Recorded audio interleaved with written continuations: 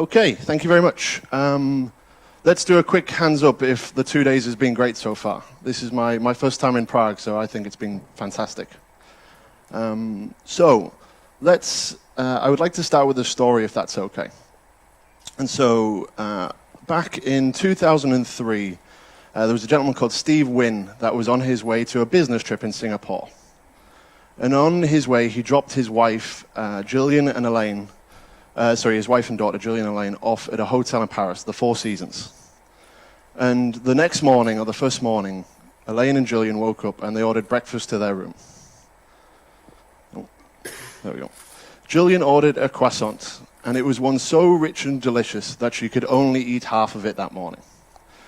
But she was keen not to waste it, so she wrapped it back up and left it on the side, so after a day of wandering the streets of Paris, she could enjoy the rest. However, when Gillian returned to the room, the croissant was gone. And they assumed that housekeeping must have thrown it away. But then it was Elaine that noticed there was a flashing light on the hotel room phone. And so she rang reception. "Mrs. Wynn, thank you for calling. We wanted you to know that the housekeeper has kept a fresh croissant in the kitchen for you. The one you'd left out would have gone stale." So it turns out the housekeeper did know that it was left to be eaten later, to be enjoyed later. But they knew it would have gone stale, and that wouldn't have been so enjoyable. And so they asked, "Would you like us to bring that fresh croissant up to your room?" And this is what I call a delightful customer experience. And that's because we measure design on frustration to delight. And the reason we do that is because in the middle of frustration to delight, there is what we call basic expectation. If you're familiar with a gentleman called Jared Spool, he talks a lot about this in his talk around the Kano model. And when we talk about frustration to delight, delight is around exceeding basic expectation. And we see that not just in our digital products, not just in our hotels or any other product and service. And so delight means that we actually have a competitive advantage over the people that just meet basic expectation. But it differs on context.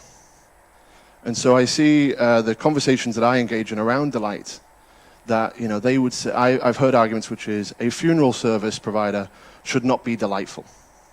And of course it should be. But delight doesn't mean jumping up and down, dancing, screaming, bells and whistles. It's about the expectation. And the expectation being exceeded in a way which is, if you're booking for a funeral, which is a very difficult time for you, that needs to be as empathetic as it can be. The content needs to be very straightforward so I understand what I'm getting, how much it's going to cost, there's no surprises.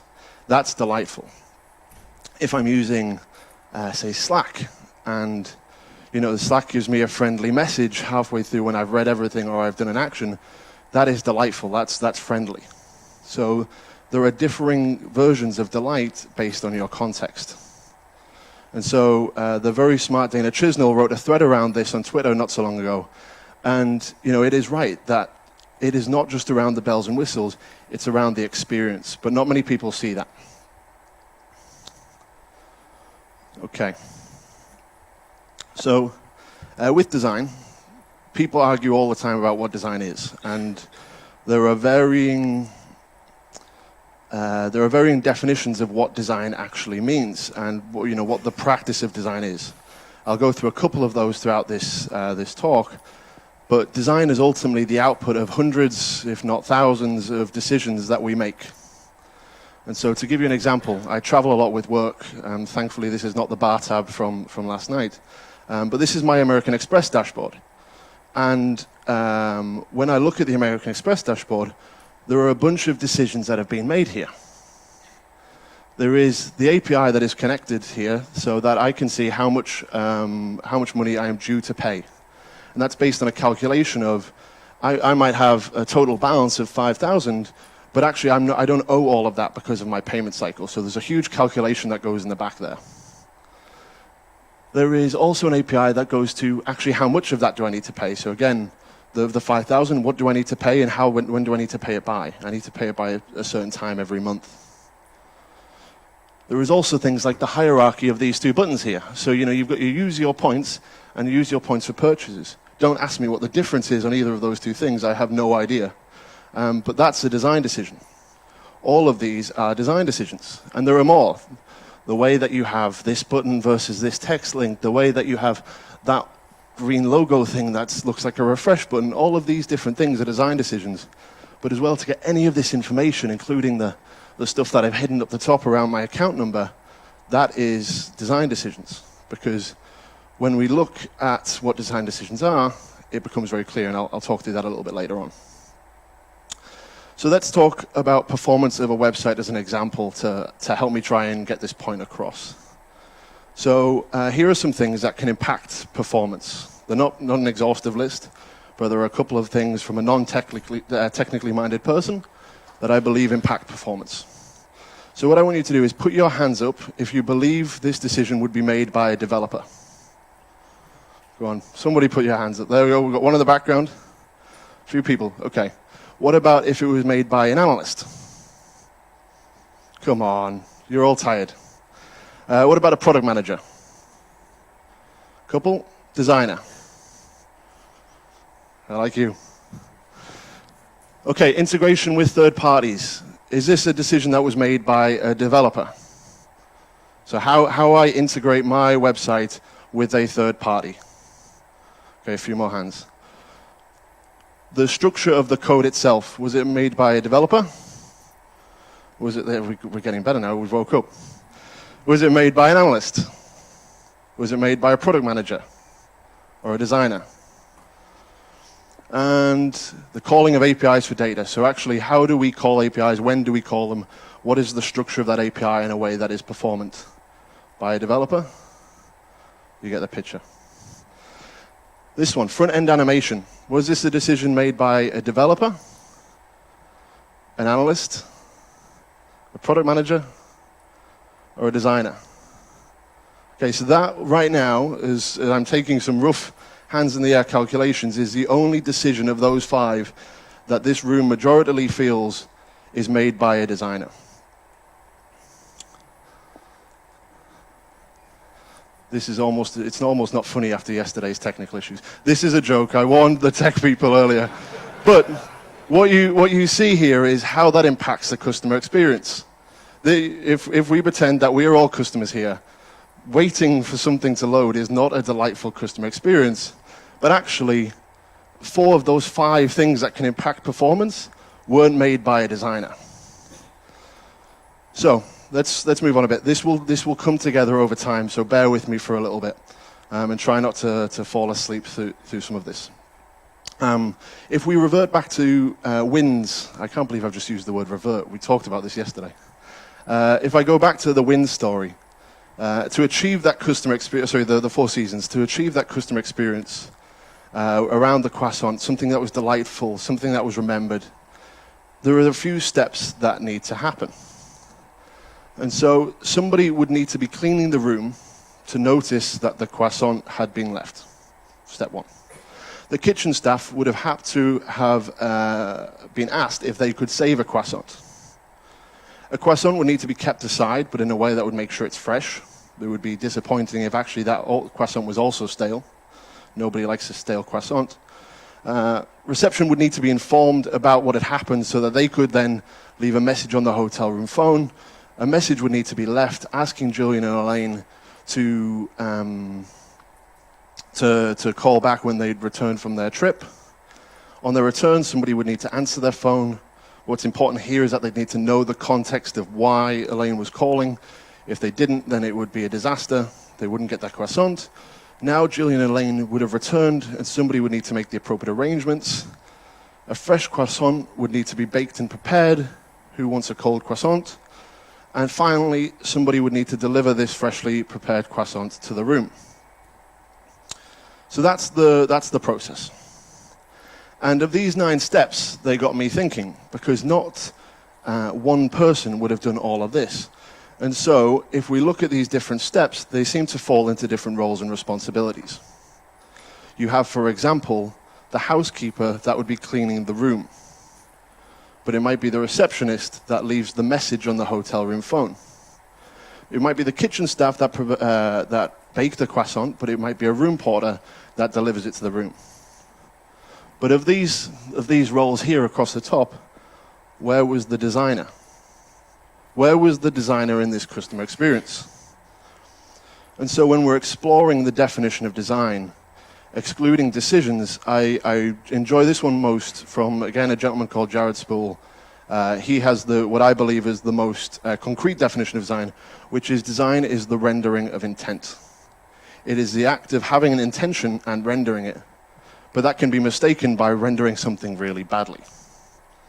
And so when we look at the definition of a designer, I put it as somebody that can impact the rendering. And so the housekeeper at the Four Seasons did not have the job title of a designer, but you're damn right when you think that she impacted the customer experience, in this case, in a really positive way. And so, this means that you don't need to be appointed a designer to be one. That's an interesting, that's a big part of what I'm talking about here, is there is a difference between being an appointed designer, like myself, my job title is a designer, and being a developer, who I would also classify as a designer. And so there's a real difference there between appointed and non-appointed. But this comes with a warning that you can be a bad designer. There is no question that if I am to write a book, I am not a writer. I would be classified as a writer, but I can be a really bad writer.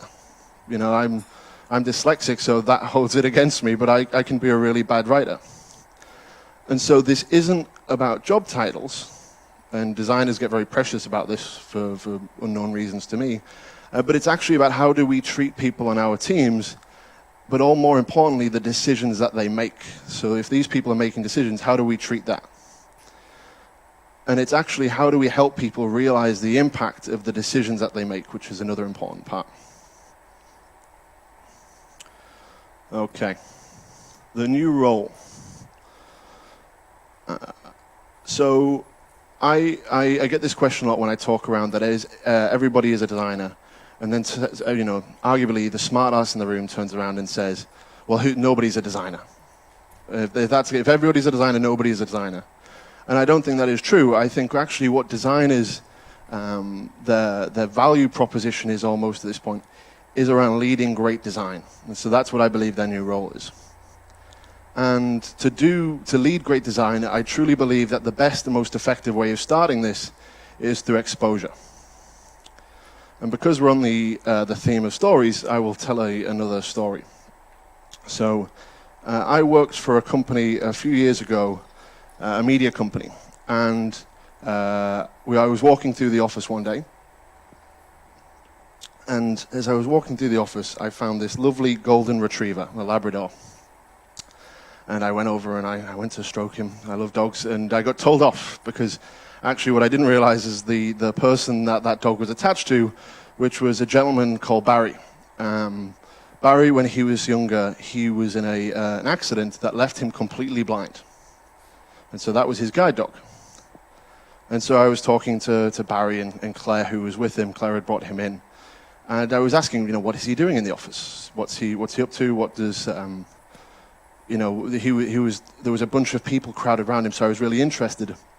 And it turned out Barry was there to test one of the new apps we'd been developing for accessibility. So he downloaded the app on his phone in a way of showing us what it was like for him to use the app, because you can do all of the testing in the world. I can guarantee if you're not blind, you do not know how a blind person uses the app. It's remarkable.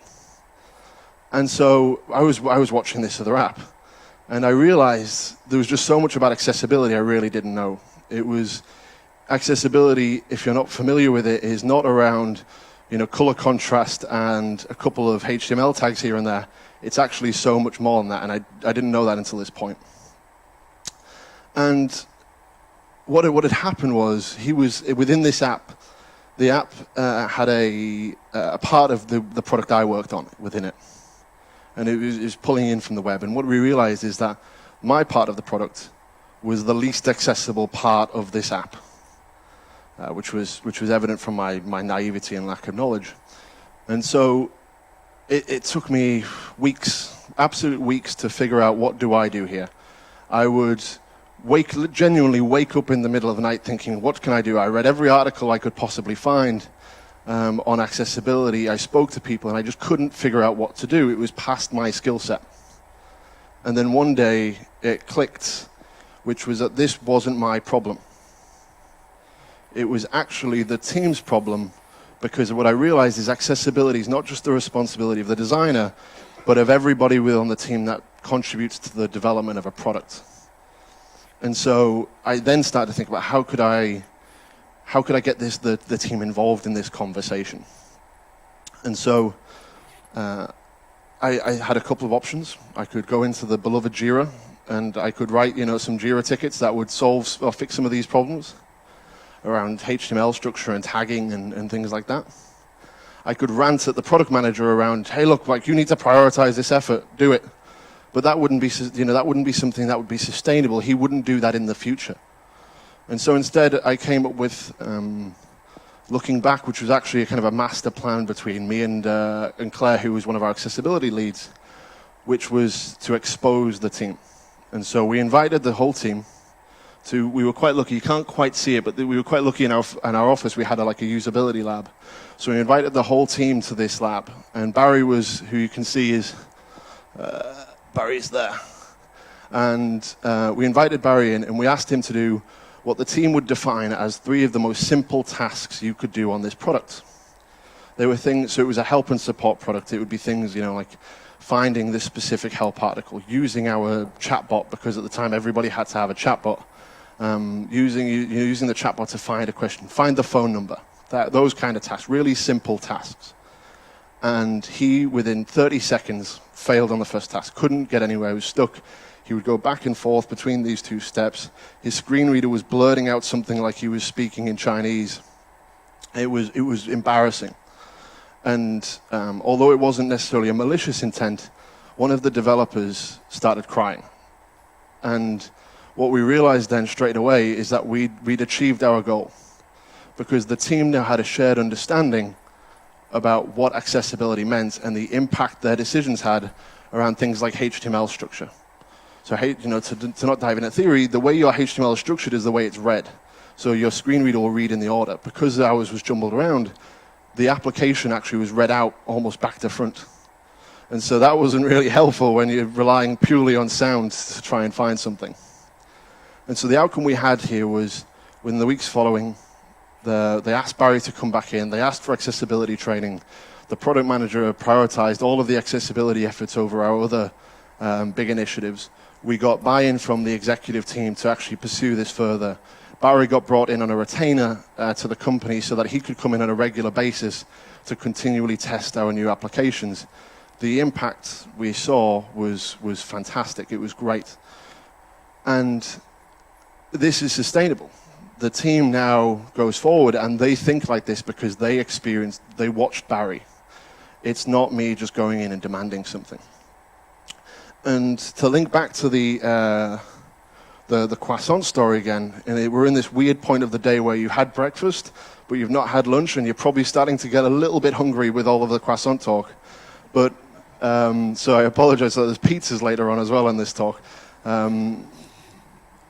So with Win, what had happened was when Steve Wynn got the phone call from Elaine around this croissant, he changed completely. He rang the general manager of Four Seasons, the head of the hotel chain, because he has those kind of connections, and he said, this is amazing. And he called a board meeting with Wynn Hotels and Casinos, and he said, we need to be able to do things like this. And he created a vision for his company, which set the direction for his employees. And so they all had a shared understanding around what are they heading towards. It was their vision statement that they had that they would head towards. But their version of exposure was that before every shift, what they would do is they would stand around in a circle, their team manager and the shift team, and they would talk about what was something interesting that happened yesterday. And they would all share these stories around, I helped this customer because, they'd left their medicine at home and we managed to arrange someone to go and pick it up for them so they didn't have to leave. We helped them with a room upgrade because the room that they were in was too hot. All of these little things, but they were delightful, and they helped Win step towards their vision, which was to treat, to try and paraphrase this, it was to treat people as if they are people and not as customers. That was Steve Win's big vision. So when we talk about designers' new role is to lead great design, another thing I talk about is collaboration. And I had the most jokingly conversation the other day with a designer where, actually let me go back for a second. And so this talk I used to call the facilitation of design. That was its original title.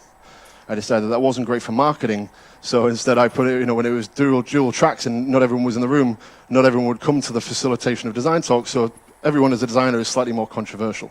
But it was called that because I believed that the job of a designer is to create environments where collaboration can happen, where everyone can be involved, where we respect the decisions that people make. And what I realized, what I started to think about was that people have this misconception that design is around Sharpies, drawing boxes on a page, and that's the design phase. We've done design now. We bought some Sharpies, we've kept them happy. We even bought them some Post-it notes because it was a Friday. And when I started to think about this, I wondered why. Why did people believe this was true? And my hypothesis is that it happened when we started to throw things over the wall.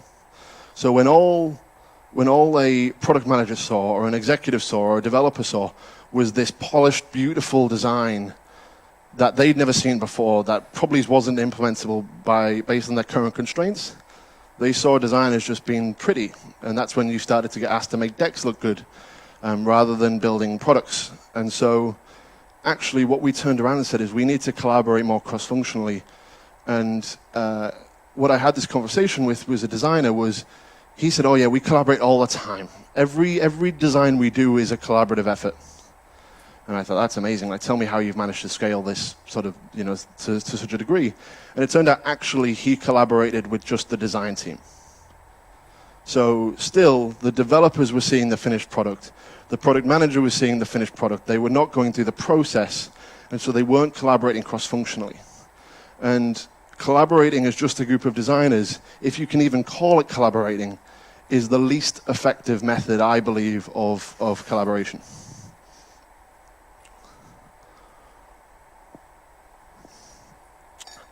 And so, with that in mind, I worked for a company and I left, and I spoke to a designer long afterwards, and he went, having the designers sit together allows them to be so much more creative. So we've at the time they were all sat with the development teams, and they moved the designers to their own private corner. They had walls around them, they had whiteboards and Post-its, and it was fantastic. It was a really creative environment. Like, it's the worst excuse I've ever heard for basically creating silos again. You had a designer sat in a product team, and you said, you know what? You can't be creative with these developer folks, so we're going to take you over in the corner where you can draw to your heart's content. And that's a terrible and destructive way of just chucking over the wall and not building a shared understanding. And as I say, it's basically saying, you're a developer, you can't help me. Which is, I've got to call bullshit on that. It's a terrible mindset to have. So it's the worst argument. And it's because shared understanding allows us to create better designers. It allows for people to become better designers.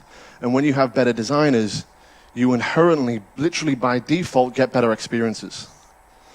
And so it means that everybody can become a better designer. And the designer's job is to lead great design, so they're making everyone better designers. But it's because delightful customer experiences don't come from a single person. And so, the lights are on. And so if, it's okay, don't worry. So if we go back to the Win story, these people along the top, it looks familiar when you relate it to what is basically what we would call a cross-functional team or a multidisciplinary team. It's your squad or your product development team, whatever you want to call them. But what's intriguing to me is actually the dependency that you have across these roles. Because, for example, if the receptionist on duty that day decided, you know what, actually I'm going to go for lunch, I'm not going to leave the message, Elaine and Jillian don't know the croissant, what's happened to the croissant. They're going to assume that it's gone. And you can give that sort of analogy to any of these roles, which is if the chef decided, you know what, screw them, I'm not keeping them a croissant. I'm going to give it to the team instead because I think that's more valuable. Again, this customer experience cannot happen. When you take one of the roles out of this journey, it cannot happen. And so shared understanding was the key to enabling this delightful customer experience, but also all of the others that we talk about. And so delightful customer experiences don't come from a single person. They come from the shared understanding that we continuously build, we work together to build. We do it through exposure as the most effective method for achieving that. And it's when a group of people all align on the why and the how of what we do that this really works. You know, Win Resorts, they realized what they wanted to do, and they had a rough idea of how they were going to do that.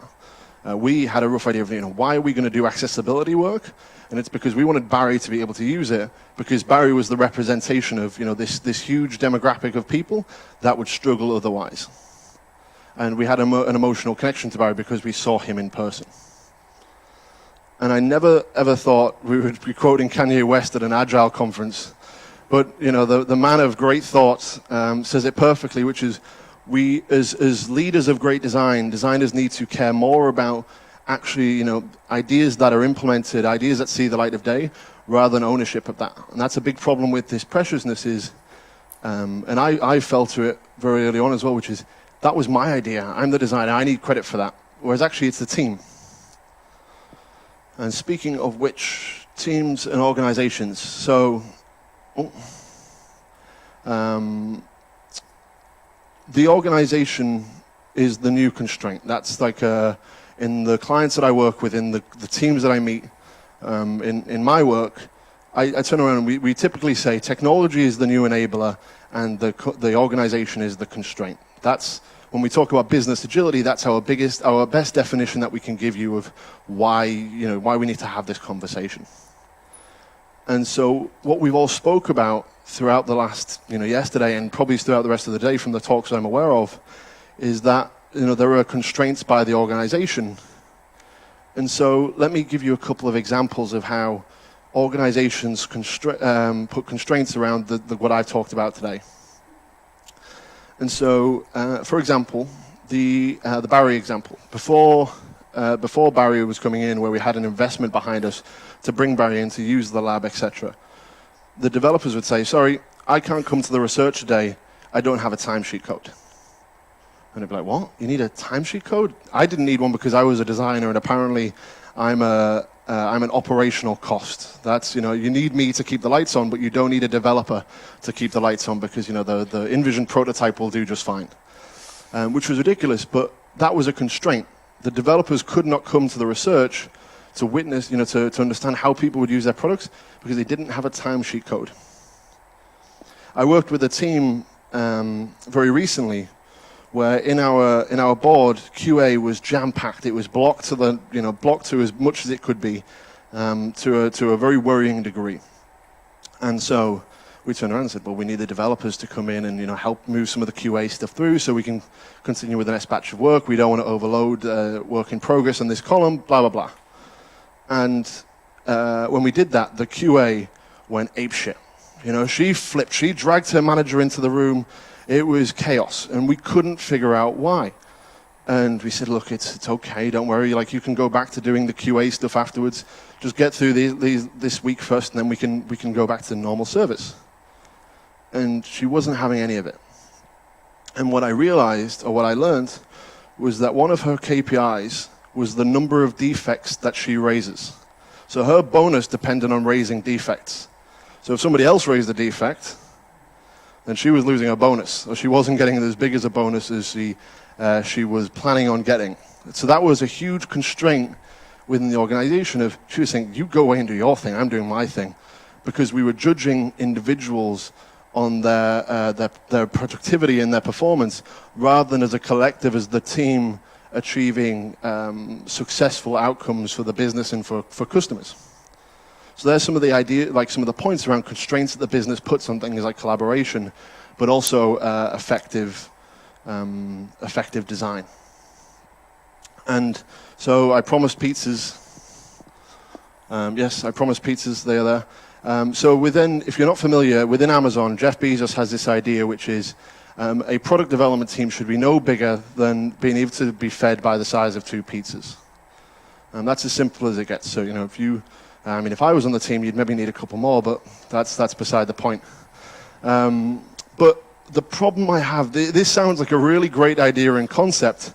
The problem I have with it, though, is it says that the only people that can impact your customer experience or that you should really care about are the people that eat these 2 pizzas.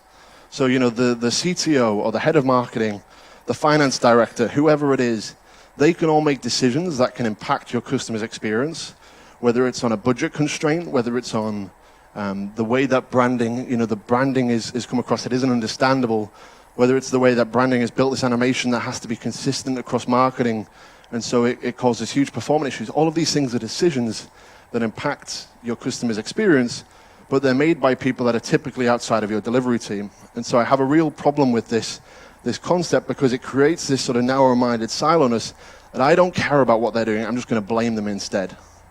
And that's a really ineffective way, because what we should really be doing is how can we influence these people? How can we build their shared understanding of the impact on their decisions, which is really important. And so Steve Wynn, the man I've talked about so much today, I probably need to take him out of this because I've realized he's a friend of Donald Trump, so I probably need to find a new story at some point. But he is the owner of Wynn's Hotels and Casinos. It's a huge chain in America. There probably is in other places as well. But when he'd heard the story, he'd created that new vision. He'd given the team a sense of direction, which, as I talked about earlier. And it was that employees should relate to their customers as people, and as 2 human beings talking to each other rather than customers. And so when the organization had this clear vision, that was what set the direction for going forward. And what organizations need to do, and you're an audience of people that are from Scrum Masters to Agile coaches to developers, you need to encourage or ask for that direction. And actually, how many people are designers in the room today? 1, 2, 3, okay, a few. So there's a couple of you, so this is great. So you need to do a better job of building shared understanding and exposing your teams, and the rest of you need to demand more of your designers and your teams to build shared understanding and expose you to the impact of your decisions. And that's exactly what Steve Wynn did, where he said, every day, I want you to talk to each other about what you did yesterday, which was great, and I want you to do it based around the question of, or around the statement of, treating people as if they are people, not as customers. So that's really important for an organization, which is, we talk about vision statements or product strategies. The whole idea is this direction. It's what are you marching towards? Forget the buzzwords on anything else there. I've been thinking about this talk, doing this talk for probably 2 years, and I literally finished, I clicked save at about 8 a.m. this morning, because this is a talk that I believe so deeply about, and I think so broadly about and so often, that it changes literally every hour. I have conversations every day that influence what I talk about in this talk, and if you watched the very first talk I did in Newcastle a few years ago, which is when it was called The Facilitation of Design, it is so drastically different. I'm not going to argue whether it's better or worse, but it was so drastically different. And actually, every time I give this, it's either real frustration or it's real delight, because I'm either saying, you know what, I'm really happy, I rendered my thoughts there quite well, and hopefully that was valuable to a group of people. Or actually, I was right in the middle of really understanding my own self, and so I couldn't talk about it in a way that was going to be valuable. And I always let other people decide that rather than me. But what was important in these 2 years is I was speaking at a conference in Poland earlier this year, and afterwards a gentleman came up to me. He may very well be in the room now. I think he was from Prague. And he came up to me and he said, I would love you to give this presentation to my team in my company. And I was like, love to. We'll probably have to log into dreaded Skype, but we can do it. And for this 5-minute conversation, I assumed he was like a design manager or head of design or something like that. He was the head of DevOps for some bank. And I realized, and I made this connection between everybody that always speaks to me after this talk, whether it's straight after, whether it's in the coffee break or anything, or over on Twitter or something. They're never designers. It's always the DevOps person. It's always the head of finance or the developer or whoever. It's always these people. It's always the Scrum Master that says, I need my team to think like this. And so what was really exciting for me about coming to Agile Prague was this is an audience of maybe 5% designers, if that. And so it's very interesting, and hopefully there's something you can take from this. But if we talk about the key takeaways of this talk, they are that you don't need to have the job title of a designer to be a designer. It's actually that the decisions that you make are what's important, and how they impact the customer's experience is really what we should be thinking about. It's that if you're a designer, then your new role becomes around increasing exposure, around creating better designers, about helping them realize the impact of their decisions that they make and the impact that can have on the customer's experience. It is that organizations need to start removing the constraints that they put on their teams and to allow for a better level of collaboration, to allow for this idea of not necessarily roles and responsibilities, but actually we're all responsible for a set of outcomes. And this is where I believe there's a talk later on around Agile HR. It may touch on this, which is around collective performance rather than individual. If it doesn't, then I'm sorry. But we can talk about that as well. And we need to stop being so precious. This is primarily targeted at any designer in the room. If you are precious, all the designers on Twitter that are very, very precious about when we talk about these things. But we need to stop being so precious and instead embrace the impact that people can have. And the final takeaway is, hopefully I'm a favorite here, because I've given you an extra 5 or so minutes where you can grab a coffee break before the next fantastic talk about product strategy. But you've been absolutely great fun. If anyone would like to speak to me about anything here or complain to me, you've got a bunch of options there. Thank you very much.